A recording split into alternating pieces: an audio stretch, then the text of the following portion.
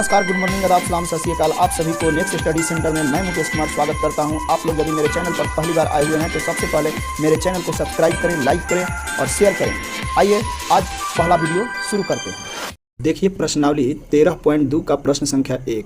एक ठोस एक अर्धगोले पर खड़े, प्रश्न है एक ठोस, देखिए फिगर में देखिए, ध्यान से देखिएगा कि एक ठोस एक अर्धगोले पर खड़े एक शंकु के आकार का है जिनकी त्रिज्याएं 1 cm है तथा शंकु की ऊंचाई उसकी त्रिज्या के बराबर है। शंकु का जो ऊंचाई है उसके त्रिज्या के बराबर है। तो इस ठोस का आयतन पाई के पदों में ज्ञात करना है। यानी कहने का मतलब है कि पाई का मान नहीं रखना है और पाई के पद में इस ठोस का आयतन ज्ञात करना है।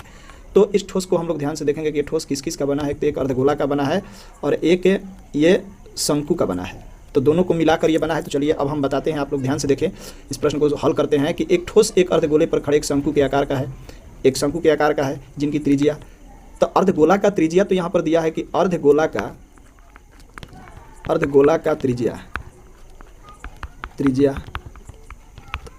त्रिज्या दिया है 1 cm। अब देखिए अर्धगोला का त्रिज्या जो 1 cm है, यह शंकु के ऊंचाई उसकी त्रिज्या के बराबर है। तो अर्धगोला का त्रिज्या 1 cm है तो शंकु का भी तो त्रिज्या 1 cm होगा, क्योंकि अर्धगोला पर ही शंकु रखा है। यहाँ से देखिए ये जो शंकु रखा है ये अर्धगोला पर तो ही रखा है।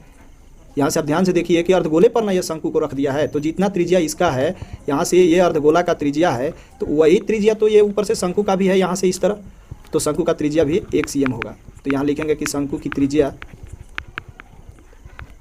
त्रिज्या बराबर 1 cm। अब यहाँ पर हम लोग ध्यान देंगे कि शंकु की त्रिज्या तो 1 cm लिख दिए। अब यहाँ पर क्या कह रहा है कि शंकु की ऊंचाई उसकी त्रिज्या के बराबर है। किसकी त्रिज्या के? शंकु के त्रिज्या जितना है उसी के बराबर है। तो शंकु के ऊंचाई बराबर शंकु के ऊंचाई, तो शंकु का ऊंचाई भी यहाँ पर 1 cm है। अब यहाँ पर हम जब चुन लिए तो हम लोगों से क्या पूछ रहा है, तो इस ठोस का आयतन पाई के पदों में, इस ठोस का आयतन ज्ञात करना है और वो भी पाई के पद में, यानी सब कुछ एक ही दिया हुआ है और पाई के पद में ज्ञात करना है। तो डायरेक्ट लिखेंगे ठोस का आयतन बराबर ठोस के आयतन बराबर, तो लिखेंगे कि अर्धगोला के आयतन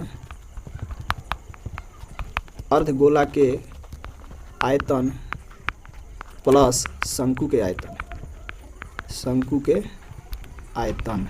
तो अर्धगोला के आयतन और शंकु के आयतन दोनों को लिखेंगे। तो अर्धगोला का आयतन देखिए, यदि नहीं याद है तो गोला का आयतन को ध्यान से देखिए। अर्धगोला का आयतन नहीं याद है तो गोला का आयतन होता है 4/3 पाई आर क्यूब। तो अर्धगोला के होगा 4 का आधा कर दे तो 2/3 पाई आर क्यूब, और प्लस शंकु का आयतन होता है 1/3 पाई आर स्क्वायर एच। ये शंकु का आयतन होता है। और यहाँ पर हम लोगों को क्या करना है, इसका मान रखना है। तो मान रखने से पहले हम इसमें देखेंगे कॉमन चीज़, दोनों में कॉमन क्या है। तो देखिए दोनों में 1/3 इसमें है, शंकु में, तो 1/3 इसमें भी है, 2/3 है तो 1/3 इसमें भी है, तो 1/3 हम कॉमन ले लिए।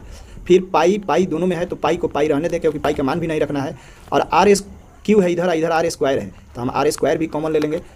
तो अब यहाँ पर देखेंगे कि इधर क्या बचा, तो एक आर बचा, क्योंकि आर स्क्वायर हम कॉमन लिए हैं तो एक ही आर बचा, और ये 2 भी बचा है तो यहाँ 2r लिख दीजिए। 2r क्यों? क्योंकि एक को ऊपर में हम कॉमन निकाले हैं तो 2 तो बच गया, 2r कॉमन हुआ, प्लस और इधर क्या बचा है तो इंच बचा है। और यहाँ पर हम लोगों को मान रखनी है, तो 1/3 गुना, पाई का मान नहीं रखना है क्योंकि पाई के पद में ही मान पूछ रहा है। यहाँ पर 1 स्क्वायर कर देंगे और कोष्ट में आएंगे, इधर 2 गुना 1 और प्लस 1 यहाँ पर हम रख देंगे। और यहाँ मान ज्ञात करने के लिए चलेंगे तो 1/3 पाई गुना, यहाँ पर देखिए ये 2 और 1 में गुना करेंगे तो 2 और 1 जोड़ देंगे तो होगा 3, 3 से ये 3 कट गया तो बचा कितना है, तो बचा केवल पाई, 1 पाई, यानी 1 पाई बचा। तो पाई के पद में ये हम लोगों का आंसर आ चुका, तो ये हमारा आंसर हुआ। तो ठोस का आयतन पाई हुआ।